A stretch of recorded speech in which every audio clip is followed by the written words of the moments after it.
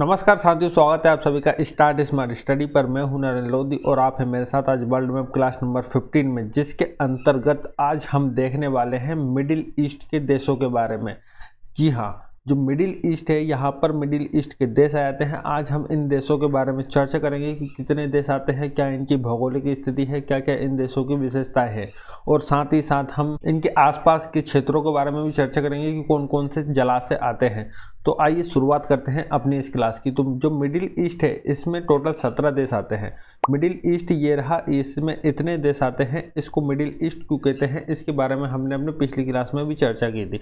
Middle east में आने वाले जो देश हैं वो ये हैं। इसमें आ जाते हैं तुर्की, Cyprus, Syria, Lebanon, Israel, Jordan, मिस्र, उसके बाद सऊदी अरब, Yemen, Oman, UAE, Qatar, Bahrain, Kuwait, Iraq, Iran. इतने देश आते हैं। टोटल 17 देश आते हैं इस मिडिल ईस्ट में। आज हम इन्हीं 17 देशों के बारे में बात करने वाले हैं। इन्हीं 17 देशों के बारे में आज हम जानेंगे। तो इन देशों के बारे में जाने उससे पहले हम थोड़ा इनके आसपास के जलाशयों के बारे में देख लेते हैं। जलाशय कौन कौन से आ जाते हैं। तो ये रहा मिडिल ईस्ट। मिडिल ईस्ट के जस्ट इस डायरेक्शन में ये जो सागर है, इसे कहा जाता है भूमध्य सागर। यहाँ का जो इस साइड में एक सागर मिलता है जिसे कहते हैं भूमध्य सागर, और इसके जस्ट ऊपर में एक सागर है, इसे कहा जाता है काला सागर। दो सागर हो जाते हैं, एक ये रहा भूमध्य सागर, दूसरा ये रहा काला सागर। भूमध्य सागर और काला सागर के बीच में यहाँ पर ये जो पतला सा रास्ता दिख रहा है, इसे यहाँ पर कहा जाता है मरमरा सागर। छोटा सा सागर है, इसे मरमरा सागर कहा जाता है। इसके बाद इधर पे आ जाता है ये कैस्पियन सागर। इसके बारे में हमने अपनी पिछली क्लास में डिटेल से देखा था कि इससे कौन कौन से देश सीमा लगाते हैं और क्या इस सागर की विशेषताएं है। तो ये रहा कैस्पियन सागर। इसके बाद इधर आ जाती है फारस की खाड़ी।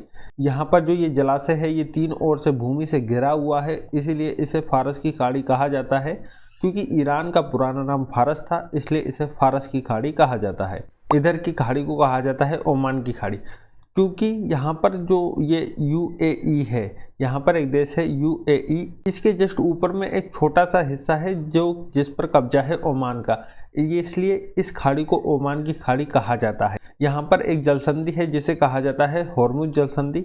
ये हॉर्मुज जलसंधि किन दो देशों को अलग करती है, तो ईरान और ओमान को अलग करती है। देखने पर यहाँ पर यूएई दिख रहा है, लेकिन यहाँ पर छोटा सा हिस्सा है जिस पर कब्जा ओमान का है। उसके बाद में इधर पे आ जाता है लाल सागर। ये सागर को कहा जाता है लाल सागर। लाल इसलिए कहते हैं क्योंकि इसके अंदर जो शैवाल पाई जाती है वो लाल रंग की है, और जिसकी वजह से इसका पानी लाल दिखता है, इसलिए इसे लाल सागर कहा जाता है। इधर पे आ जाती है अदन की खाड़ी। इस खाड़ी को कहा जाता है अदन की खाड़ी। यमन का यहाँ पर एक शहर है जिसे कहा जाता है अदन। अदन के नीचे एक खाड़ी, अदन की खाड़ी। अब जल संधियों के बारे में यदि हम बात करें तो यहाँ पर जो काला सागर और भूमध्य सागर है, इन दोनों सागरों को जोड़ने वाला ये जो पतला सा रास्ता है, इसमें तो मरमरा सागर है, लेकिन इस पतले से रास्तों को कहा जाता है बासपोरस जल संधि। अब इधर पे आ जाती है हॉर्मुज जल संधि। यहाँ पर हॉर्मुज जल संधि आ जाती है जो फारस की खाड़ी और ओमान की खाड़ी को जोड़ती है, और किन दो भूमियों को अलग करती है, एक ईरान और दूसरा ओमान। उसके बाद यहाँ पर आ जाती है बाब अल मंदेब जल संधि, लाल सागर और अदन की खाड़ी को जोड़ती है। इधर पे आ जाती है बाब अल मंदेब जल संधि। ये हो जाते हैं मिडिल ईस्ट के आसपास के जलाशयों के बारे में कि कौन कौन से सागर हैं, कौन कौन सी जल संधियाँ हैं। अब हम देखते हैं मिडिल ईस्ट की भौगोलिक स्थिति। इस देश में जितने भी 17 देश आते हैं, इनकी भौगोलिक कंडीशन क्या है, कहाँ कहाँ मेरुस्थल है, कहाँ कहाँ पठार है, कहाँ कहाँ मैदानी क्षेत्र है। तो ये जो ऊपर वाला पार्ट है, इधर पर थोड़ा पर्वतीय क्षेत्र आ जाता है। यहाँ पर एक घाट है जिसे कहा जाता है एनातोलिया घाट। इससे ईरान में कई पर्वत जाते हैं, कई पर्वत तुर्कियों में भी जाते हैं। तो ये घाट क्या होती है, इसके बारे में हमने पिछली क्लास में भी देखा था कि घाट एक ऐसा पठार होता है जिससे ऐसा लगता है कि सारे जो आसपास के पर्वत हैं वह उसी घाट से कनेक्टेड हैं। तो दुनिया की सबसे ऊंची घाट पामीर का पठार है। इस घाट को क्या कहा जाता है, एनातोलिया की घाट। इधर तुर्की में दो पर्वत आ जाते हैं, एक तो पोंटिन पर्वत, दूसरा टोरस पर्वत। ऊपर में पोंटिन और नीचे में आता है टोरस। ये दो पर्वत आ जाते हैं तुर्की में, और इन्हीं दो पर्वतों पे बसा हुआ है तुर्की। यहीं पर हाल ही में एक बहुत भयानक भूकंप आया था कुछ दिनों पहले ही। क्योंकि ये जो पर्वत है, ये कैसे पर्वत है, बलित पर्वत है, और बलित पर्वत है इसलिए इनका क्या होता रहता है, अभिसरण होता रहता है, जिसकी वजह से तुर्की में भूकंप आया था। अब ईरान में दो पर्वत आ जाते हैं, एक ऊपर में आता है एल्बुर्ज और नीचे में आता है जागरोस। ईरान में दो पर्वत आ जाते हैं, ये भी कैसे पर्वत हैं, ये भी बलित पर्वत हैं। तो इन दो पर्वतों की ये जो बीच का क्षेत्र है ईरान में, इन दो पर्वतों के बीच का क्षेत्र है, इसे कहा जाता है ईरान का पठार। एल्बुर्ज पर्वत और जागरोस पर्वत के बीच का जो क्षेत्र है इसे ईरान का पठार भी कहते हैं। ईरान में ये जो एल्बुर्ज और जागरोस ये भी कैसे पर्वत हैं, ये बलित पर्वत है। दो बलित पर्वतों के बीच के पठार को हम एक और नाम से जानते हैं जिसे हम अंतर पर्वतीय पठार कहते हैं।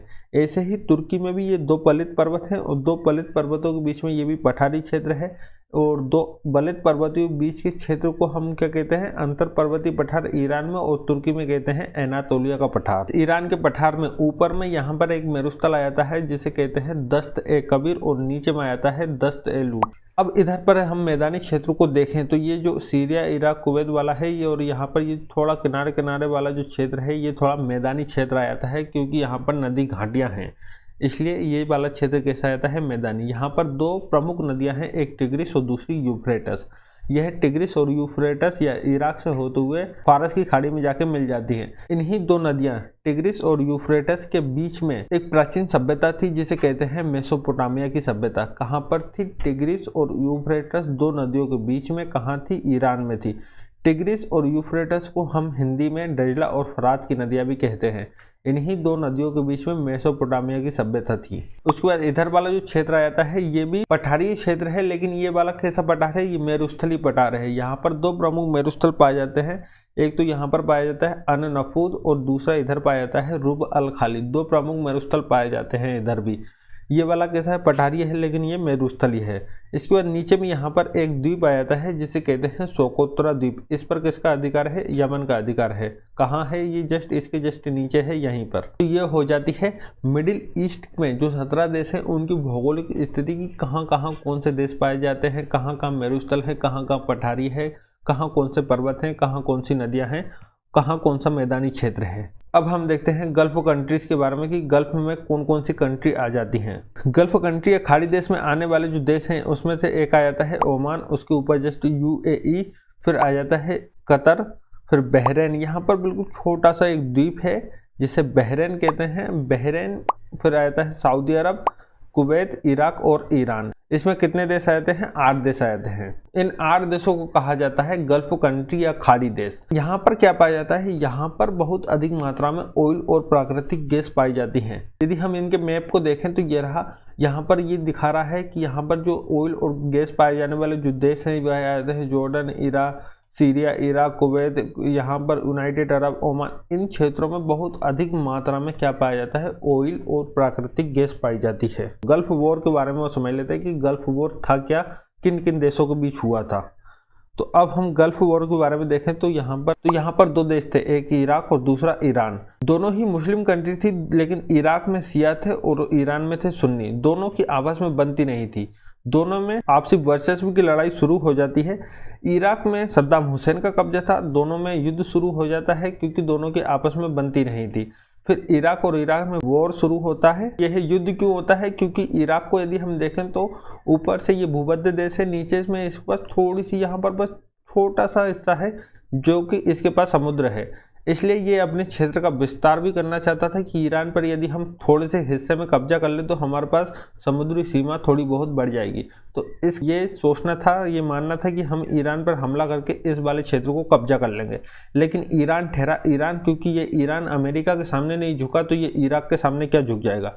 लंबे समय तक ये दोनों में युद्ध चलता है, लेकिन इराक को कोई ज़्यादा सफलता नहीं मिल पाती है। इसके बाद इराक को लग जाता है कि हम ईरान को नहीं हरा पाएंगे, इस वाले क्षेत्र पर हम कब्जा नहीं कर पाएंगे। फिर इराक क्या करता है कि अपनी तोप का मुंह घुमाता है कुवैत की ओर, फिर वह ईरान को छोड़कर कुवैत में हमला करने के लिए चला जाता है और यहाँ पर सुबह घुसता है और शाम तक इस कुवैत पर कब्जा कर लेता है, पूरे कुवैत पर। इराक एक दिन में कुवैत पर कब्जा कर लेता है। फिर ईरान से यह युद्ध नहीं लड़ता है क्योंकि ईरान से इसको ज़्यादा सफलता नहीं मिल पाई थी। फिर ये कुवैत पर कब्जा करता है। यही युद्ध कहलाया गल्फ वॉर। ये जो युद्ध चला इसी को कहा जाता है गल्फ वॉर। इस गल्फ वॉर में अभी तक कहीं से कहीं तक अमेरिका की एंट्री नहीं हुई थी, क्योंकि इसमें अभी तक यही देश आपस में लड़ रहे थे। लेकिन अमेरिका इस युद्ध में भाग लेना चाहता था, इस युद्ध में आना चाहता था, क्योंकि इस वाले क्षेत्र में ऑयल ही ऑयल है, उसे कहीं ना कहीं से फायदा होता, इसलिए अमेरिका इसमें आना चाहता था।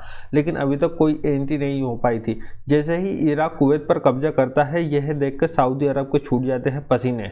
और ऐसा क्यों होता है? क्योंकि इराक ने कुवैत पर कब्जा कर लिया और ये आगे चल के अब ये कहीं मुझ पर कब्जा ना कर ले, इसलिए सऊदी अरब क्या करता है, यहाँ पर जो अमेरिका था वह एंट्री तो मानना चाह रहा था, इस युद्ध में एंट्री मिल जाए, लेकिन उसे मिल नहीं पा रही थी। लेकिन इस बीच में आ जाता है सऊदी अरब, ये बुला लेता है अमेरिका को। अमेरिका से बोलता है, अमेरिका वेलकम है तुम्हारा, यहाँ पर आइए और हमारी मदद कीजिए, हमें बचाइए, नहीं तो इराक हम पर कब्जा कर लेगा। और यूएसए को, अमेरिका को चाहिए था एक मौका यहाँ पर आने का, जो कि वो आ जाता है। फिर इन दोनों में वॉर होता है, इराक और अमेरिका में, दोनों में भयानक लड़ाई होती है, भयानक बमबारी होती है। लेकिन अमेरिका इस कुवैत से जो सद्दाम हुसैन का कब्जा कर लिया था उसे खदेड़ के भगा देता है, वापस भिजा देता है, पीछे की ओर हटने के लिए मजबूर कर देता है। फिर सद्दाम हुसैन यहाँ से पीछे तो चले जाते हैं, लेकिन सद्दाम हुसैन ने जो कुवैत पर कब्जा किया था वहाँ पर तेल के तो बहुत ज़्यादा मात्रा में भंडार थे। सद्दाम हुसैन का मानना था कि यदि ये तेल के कुएं मेरे नहीं हो सकते तो ये किसी के भी नहीं होंगे। जब सद्दाम हुसैन यहाँ से गए तो ये जो पीछे ये जल रहे हैं, ये जो आग है, ये पूरे तेल के कुएं को जला के चले गए थे।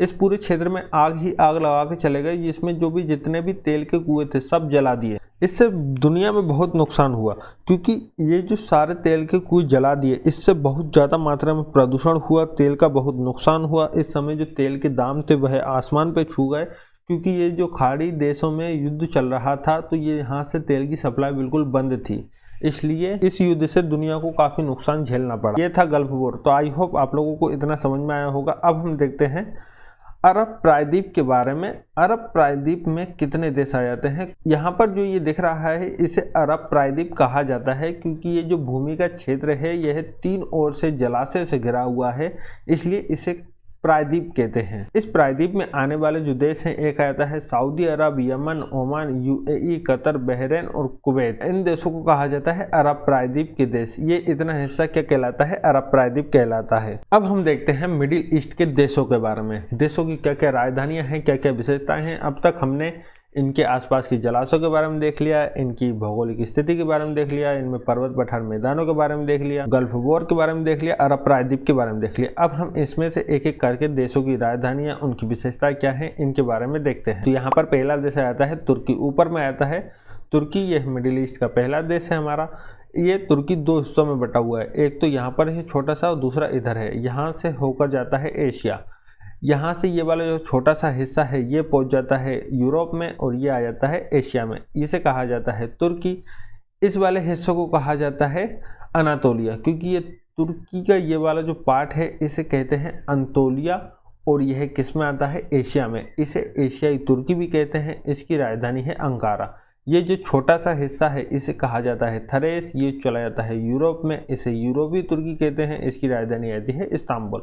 तुर्की अपनी सीमा काला सागर से भी लगाता है, नीचे भूमध्य सागर से भी लगाता है। यहाँ पर आ जाता है छोटा सा सागर मरमरा सागर, और यहाँ पर कौन सी जल संधि है? बास्पोरस जल संधि। हमने 2 पर्वतों के बारे में देखा, यहाँ पर भूकंप क्यों आया उसके बारे में भी अभी हमने चर्चा की थी। उसके बाद नीचे में यहाँ पर आ जाता है साइप्रस। ये रहा छोटा सा द्वीप है साइप्रस, जिसकी राजधानी है निकोसिया। इसके बाद इधर पे आ जाता है सीरिया। सीरिया जिसकी राजधानी है दमस्कस। यह देश भी अमेरिका और रूस के लपेटे में आ गया था, क्योंकि अमेरिका चाहता था सीरिया मेरे तरफ आए और रूस चाहता था मेरे तरफ आए। इन दोनों के लपेटे में आ गया, तो सोच लो इसका क्या होगा। क्योंकि इससे पहले भी हमने कई देशों के बारे में देखा है कि जो देश अमेरिका और रूस के लपेटे में आए हैं वो बर्बाद होकर रह गए।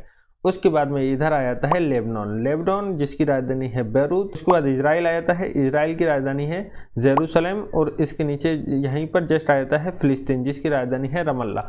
फिलिस्तीन यहाँ पर अब छोटा सा देश बचा है। ये जो पहले देश था यह पूरा फिलिस्तीनी ही था, लेकिन इजराइल ने इस पर कब्जा कर लिया। अब थोड़ा सा हिस्सा बचा है फिलिस्तीन के पास। इधर पर वेस्ट बैंक और गाजा पट्टी, इस इलाके में थोड़ा सा बचा है फिलिस्तीन, जिसकी राजधानी है रमल्ला। उसके बाद इधर पे आ जाता है जॉर्डन, यहाँ रहा, और इसकी राजधानी है अम्मान। इन देशों की विशेषताएं हम पहले ही देख चुके हैं और ज़्यादा कोई विशेषता है नहीं। यहाँ पर एक चीज़ इम्पोर्टेंट है कि यहाँ पर जो ये इतने देश बच जाते हैं, लेबनान, जॉर्डन, सीरिया और इजराइल, इन देशों का अपना एक समूह बनता है, अपना एक गुच्छा बनता है। इनकी राजधानियाँ बहुत ज़्यादा इंपॉर्टेंट है, बाकी और कुछ ज़्यादा है नहीं। यहाँ पर इन देशों की राजधानियाँ बहुत महत्वपूर्ण है। उसके बाद में आता है सऊदी अरब। सऊदी अरब ये रहा, इसकी राजधानी है रियाद। इस सऊदी अरब में हमने देखा था ये कैसा क्षेत्र है, यह है पठारी क्षेत्र है, लेकिन ये कैसा पठार है, मेरुस्थलीय पठार है। यहाँ पर दो मेरुस्थल देखे थे हमने, एक तो अन-नफूद और दूसरा रब अल खाली। यहाँ पर दो मेरुस्थल देखे थे यहाँ। और इस सऊदी अरब में दो प्रमुख स्थल हैं, एक तो मक्का और दूसरा मदीना। मक्का जहाँ पर हज यात्रा करने जाते हैं, हज यात्रा पूरी कहाँ पर होती है, मक्का में होती है। उसके बाद नीचे में आता है यमन। यमन की राजधानी है सना। यहाँ पर एक प्रमुख शहर है इसका अदन। अदन के नीचे खाड़ी, अदन की खाड़ी कहलाती है। यहाँ पर जो खाड़ी है वह किसकी खाड़ी है, अदन की खाड़ी है। यहाँ पर इसका एक द्वीप है सोकोत्रा द्वीप, जिस पर किसका ये अधिकार है, यमन का अधिकार है। उसके बाद में यहाँ पर ओमान आ जाता है। ओमान जिसकी राजधानी है मस्कस। उसके ऊपर में आ जाता है यूएई, यूनाइटेड अरब अमीरात, जिसे यूएई भी कहते हैं। यह देश बहुत ज़्यादा डेवलप है। यह 7 राज्यों से मिलकर बना है, जिसमें से इसका जो सबसे बड़ा राज्य है वह दुबई है। इसकी जो इकोनॉमी है वह पहले तो तेल पर ही टिकी थी, लेकिन अब यह देश तेल पर निर्भर नहीं है। जैसे कि यहाँ पर कई देश ऐसे हैं जो तेल पर निर्भर हैं, लेकिन यह देश ने अपने आप को इतना विकसित कर लिया कि यदि इसका अब तेल भी ना बिके तो भी कोई दिक्कत नहीं। यह देश बहुत ज़्यादा डेवलप है। इसकी राजधानी है अबू धाबी। यहाँ पर बुर्ज खलीफा जैसी बड़ी बड़ी इमारतें हैं। इन्होंने पाम आइलैंड जैसे द्वीपों को बनाया है, जिसे पाम आइलैंड कहा जाता है। यह देश इतना डेवलप है कि यहाँ पर यदि बरसात नहीं होती तो भी कोई प्रॉब्लम नहीं। यह आर्टिफिशियल तरीके से बरसात को करा देते हैं। यह कैसे होती है, यह ऐसे होती है कि जब आसमान में बादल रहते हैं, जब वह दूर दूर रहते हैं, तो यह एरोप्लेन के माध्यम से एरोप्लेन में सिल्वर नाइट्रेट भर के आसमान में छोड़ देते हैं, जिसकी वजह से बादलों को नज़दीक लाकर